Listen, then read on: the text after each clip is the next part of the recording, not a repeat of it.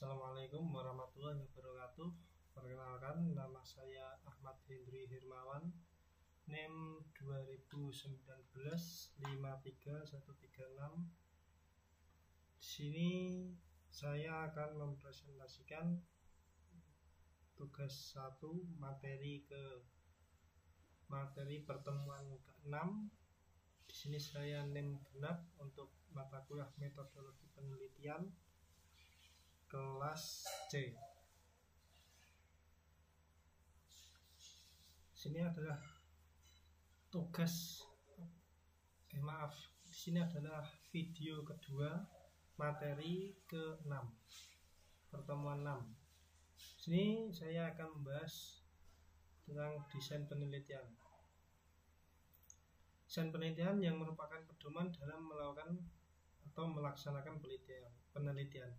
Mahasiswa memahami desain penelitian dan mendesain sebuah penelitian kecil dari sebuah studi kasus. Desain penelitian merupakan pedoman dalam melakukan proses penelitian, diantaranya dalam menentukan instrumen pengambilan data, penentuan sampel, pengumpulan data, serta analisa data. Dengan pemilihan desain penelitian yang tepat diharapkan akan dapat membantu peneliti dalam menjalankan penelitian secara benar. Tanpa desain yang benar, seorang peneliti tidak akan dapat melakukan penelitian dengan baik karena tidak memiliki pedoman penelitian yang jelas. Selanjutnya, sini ada tipe-tipe desain penelitian. Ada beberapa terminologi antara metode penelitian dengan metode penelitian yang hingga saat ini masih banyak orang rancu memahaminya. Metode adalah bagian dari metodologi, baik berupa metode, teknik, prosedur, dan berbagai macam alat tools dengan tahap-tahap tertentu dalam suatu penelitian disebut dengan metodologi. Metodologi penelitian atau yang bisa juga disebut dengan desain penelitian yang digunakan dalam penelitian ada beberapa macam. Cara mengkategorisasikan penelitian berdasarkan riset desainnya dibagi berdasarkan 2. Dikotomi 1. Dikotomi penelitian dasar dan 2. Penelitian aplikatif. Contoh metode penelitian dalam sebuah metodologi penelitian yaitu ada 2. 1. Metode pengumpulan data, 2. Metode pengolahan data, dan ini nanti akan diolah lagi secara rinci. Selanjutnya ada macam-macam desain penelitian. Di sini ada 7 macam desain penelitian. Yang pertama ada survei, action research, metodologi historical, metodologi ethnographic, metodologi eksperimental, causal comparative, correlational. Dan untuk sistem informasi, jurusan sistem informasi atau IT lebih ke arah eksperimental. Selanjutnya, metodologi penelitian tersebut bisa berupa hasil dari kerangka konseptual dan asumsi yang digunakan dalam penelitian dan bisa juga merupakan elaborasi dari berbagai hasil penelitian. Sebagai contoh dalam analisis dan perancangan sistem informasi, misalnya SDLC. 1. Pada waktu melakukan planning, kita bisa menggunakan teknik wawancara untuk menangkap apa yang digunakan oleh klien. Kita menggunakan plan card untuk project plan. Yang kedua, menggunakan template tertentu untuk menuliskan apa yang menjadi bisnisnya, constraint. 3. Pada tahapan analisis, mengcapture functional requirement dan non-functional requirement. Ada beberapa macam desain penelitian yang bisa kita pilih sesuai dengan penelitian yang ingin kita lakukan. Antara lain, ada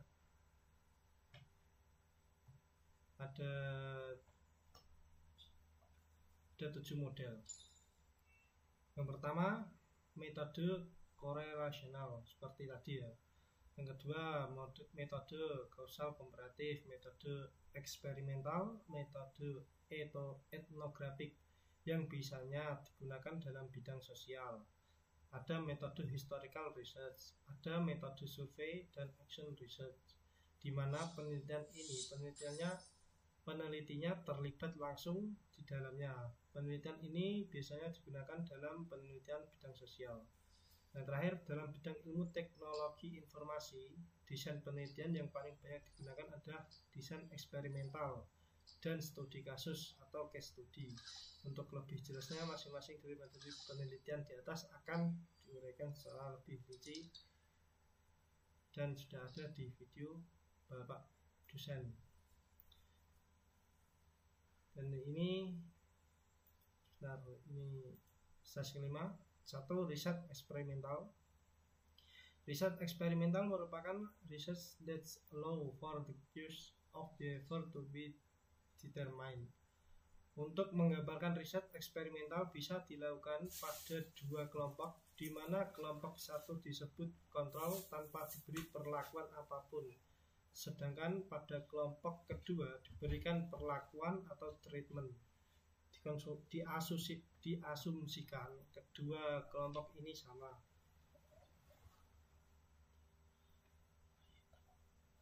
Ada beberapa faktor yang terkait dengan penelitian eksperimental, antara lain ada 6. 1. Independent variable atau IV merupakan faktor yang bisa dimanipulasi. Yang kedua, dependent variable atau DV adalah faktor yang tidak bisa dimanipulasi atau faktor tetap. 3. Experimental condition atau group adalah grup atau kelompok yang merupakan manipulasi dari eksperimen.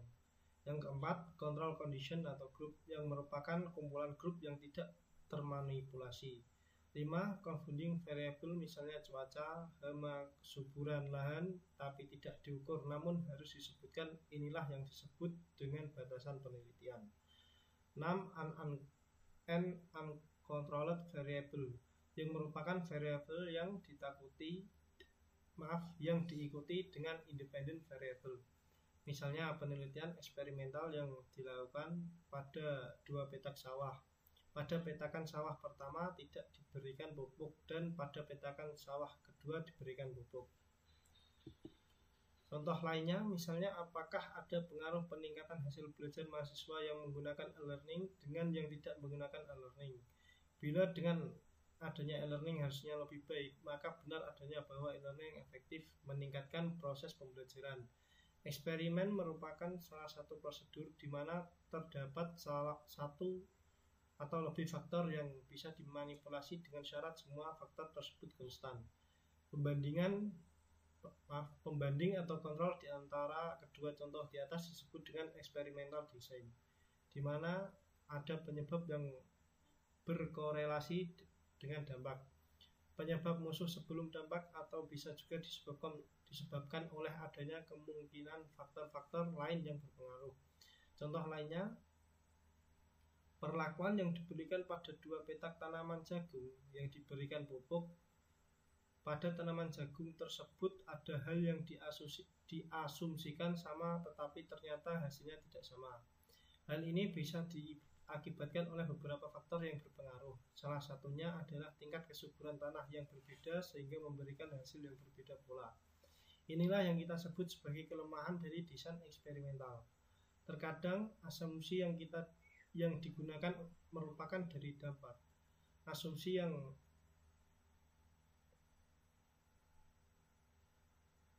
yang dikenakan dari dampak sebaiknya diungkapkan dalam tulisan. Misalnya, walaupun letaknya geografisnya berbeda, tingkat kesuburan dan tingkat kemiringannya sama.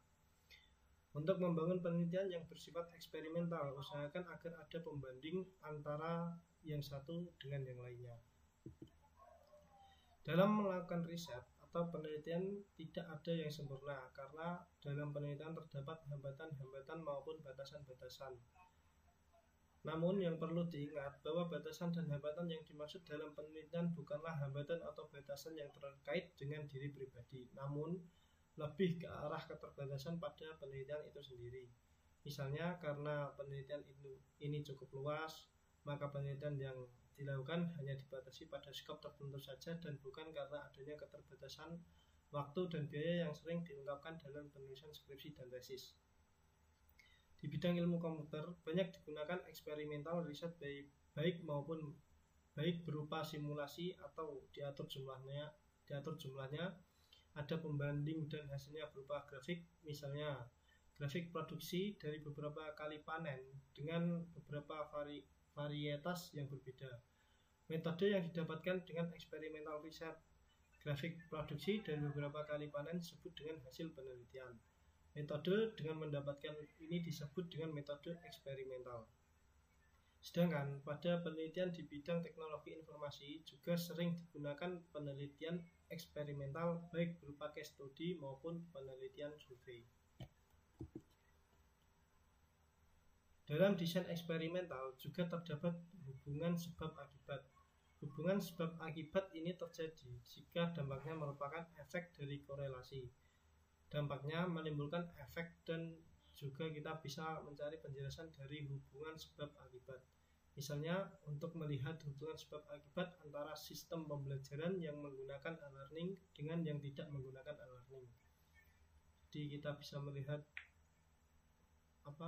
sebab akibat sistem pembelajarannya seperti yang menggunakan e-learning atau yang tidak menggunakan e-learning, nanti terlihat hasilnya. Dalam penelitian eksperimental ada yang disebut independent variable atau faktor yang dimanipulasi dan dependent variable atau faktor yang diukur. Misalnya 2 petak jagung di mana perlakuan yang diberikan berupa pemumpukan, sedangkan yang ingin diukur adalah produk jagung setelah panen. Pada faktor yang dimanipulasi atau pemumpukan yang kita berikan 4 macam perlakuan, misalnya tanpa pemumpukan 0, pemumpukan dengan 0,5 kg per hektar berbanding pemumpukan dengan 1,0 kg per hektar dan pemumpukan 1,5 kg per hektar. Kita dapatkan hasil yang berbeda-beda. Pada saat kita melakukan pemupukan hingga 1,5 kg per hektar ternyata hasil produksinya menurun. Ini berarti dalam grafik yang kita buat terdapat satu titik yang kita sebut dengan titik optimalisasi atau titik maksimum.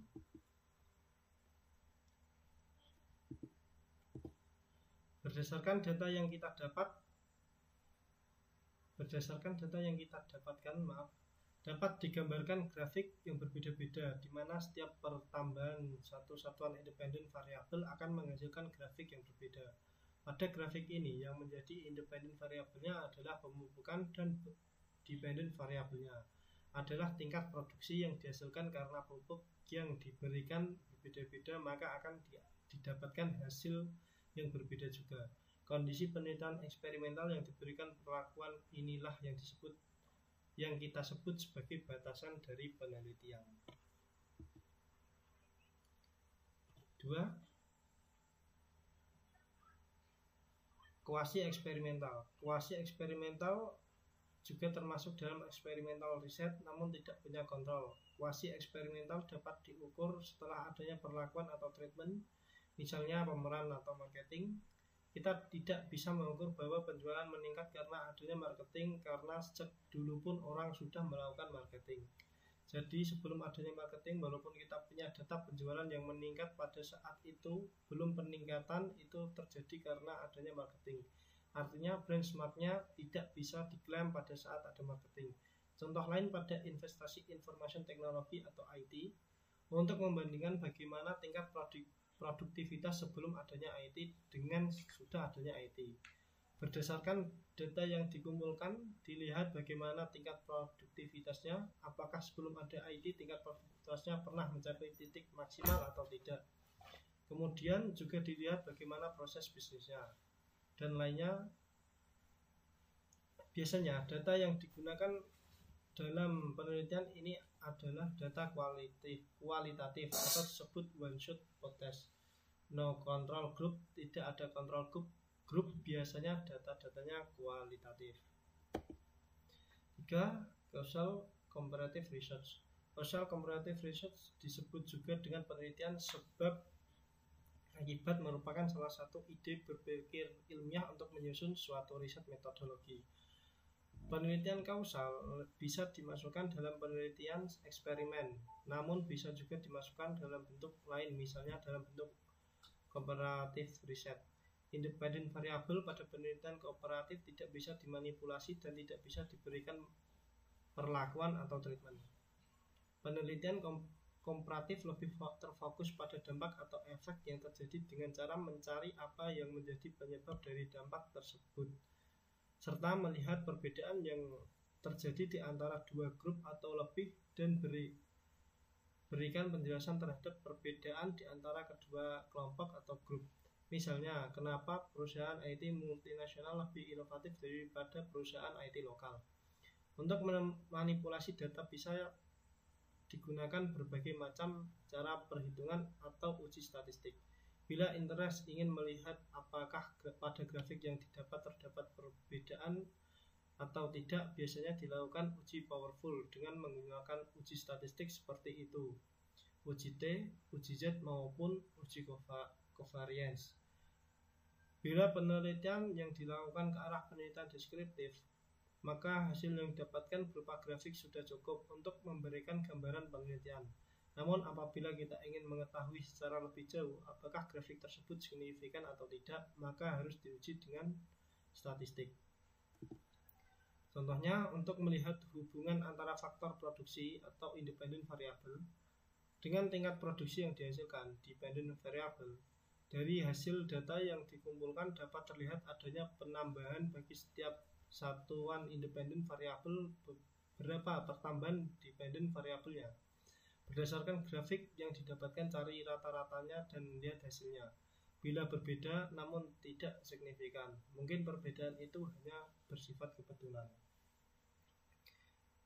Dalam menganalisa penelitian, kita tidak harus selalu menggunakan analisa statistik, namun juga bisa menggunakan analisa lainnya seperti analisa statistik deskriptif maupun analisa kualitatif dengan menggunakan data-data berupa tabel, grafik, dan model-model.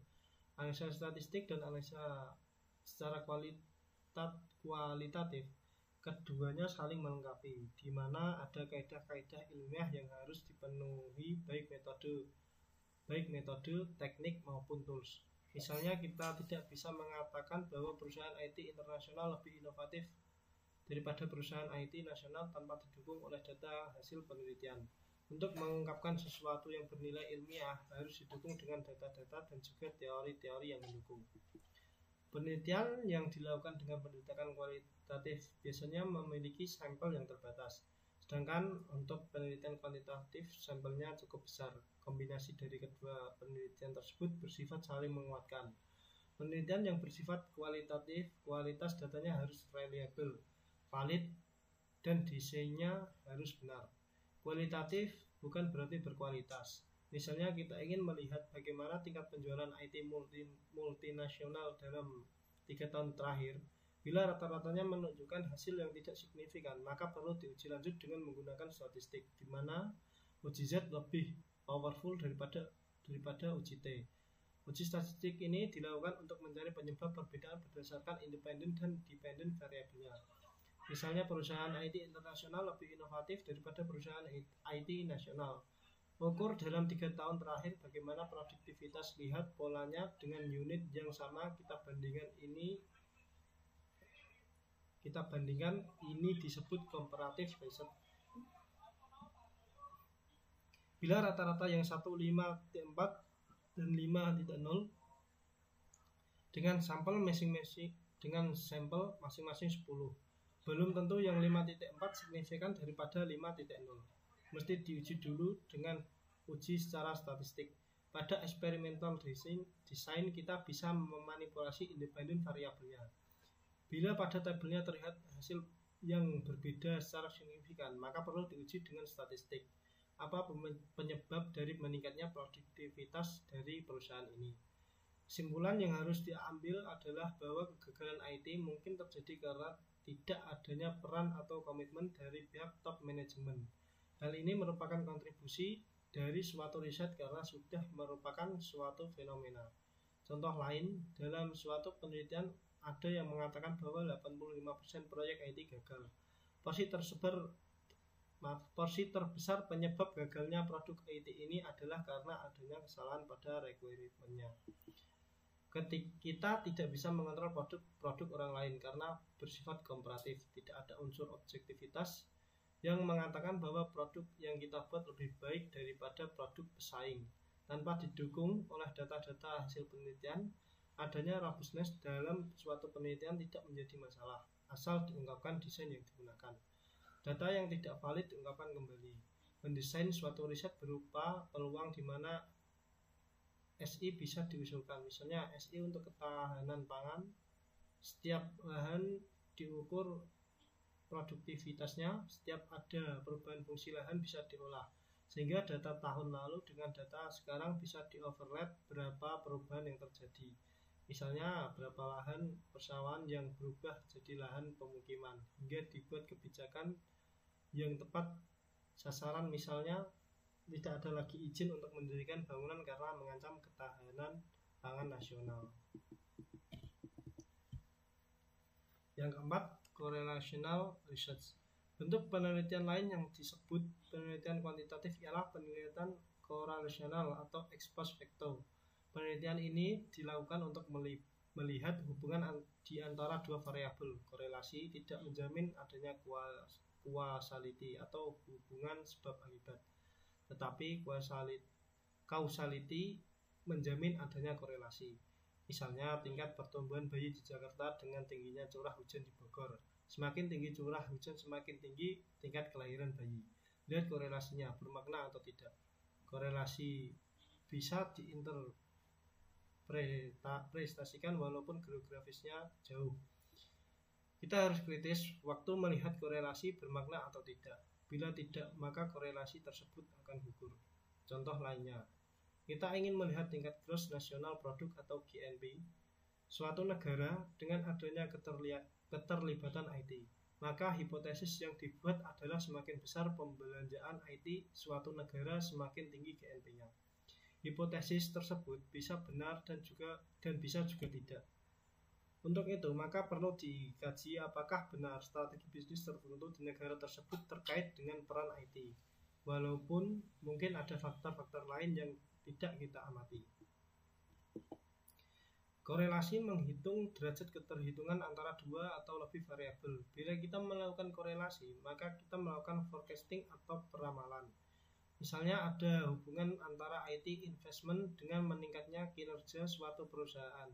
Apakah hubungan tersebut bersifat causality? Maka harus dikaji dan diteliti lagi faktor-faktor apa saja yang berperan di dalamnya. Selain korelasi dan causality, juga perlu dibedakan antara asumsi dengan simulasi. Asumsi merupakan sesuatu yang take it for granted. Contoh, dua petak sawah diasumsikan tingkat kesuburannya sama, intensitas penerimaan cahaya mataharinya sama, kemiringan ketinggiannya dari permukaan lautnya juga sama. Contoh lain, simulasi untuk mengukur recall dan precision. Recall tidak bisa diukur. Bila kita mencari suatu artikel di Google, maka dalam menerapkan asumsi tadi kita tidak akan tahu berapa jumlah dokumen yang relevan untuk diambil. Untuk itu, maka perlu diasumsikan bahwa yang mengukur precision, maka jumlah dokumen yang relevan diambil dibagi dengan jumlah dokumen yang terambil. Recall ada berupa jumlah dokumen yang relevan tapi tidak terambil, maka disimulasi untuk menggambarkan presisinya. Asumsi bukan tidak bisa diterima, bukan angka asumsi yang dipakai. Cari kategorical interval yang telah dibuat orang lain. Cara referensinya, bangun argumen, cari referensi interval yang telah dibuat oleh orang lain. Misalnya ada suatu kasus yang mengukur kontaminasi udara dengan suatu alat ukur. Diukur diesel genser dengan diesel. Datanya tidak representatif karena data kontaminasi udara yang dilakukan diukur di samping knalpot motor atau mobil. Tidak bisa diasumsikan bahwa faktor-faktor lingkungan dianggap tetap. Pembulatan bedanya makin besar. Kemungkinan adanya kontributor error dari pembulatan. Masalah teknis, asumsi berupa sesuatu yang tidak kita teliti. Misal normal distribution, bila menguji IQ harus diuji dulu normalitinya. ada ketidaknormalan dalam sampel atau populasi, misal ada 10 orang autis akan merusak normality. Tidak pernah diujikan normality, namun hanya diasumsikan bahwa yang representatif maka dia menyebar normal. Fungsi normal diuji dulu tapi tidak dilakukan bahwa accurate 100/120 bila dicacah atau sensus. Diuji dulu tapi tidak dilakukan bahwa accurate 100 atau 120 bila dicacah atau sensus menyebar normal. Dalam korelasi tidak ada yang kontrol satu sama lain, sama aja perannya. Penelitian yang menggunakan teknik korelasional adalah penelitian yang menyelidiki hubungan di antara beberapa variabel penelitian. Analisa data yang digunakan adalah analisa statistik dengan menggunakan uji regresi dan korelasi. Sekian dari saya, Ahmad Heri Rimawan, NIM 2019-53136. Mohon maaf bila ada kesalahan. Wassalamualaikum warahmatullahi wabarakatuh. Sekian untuk presentasi saya hari ini.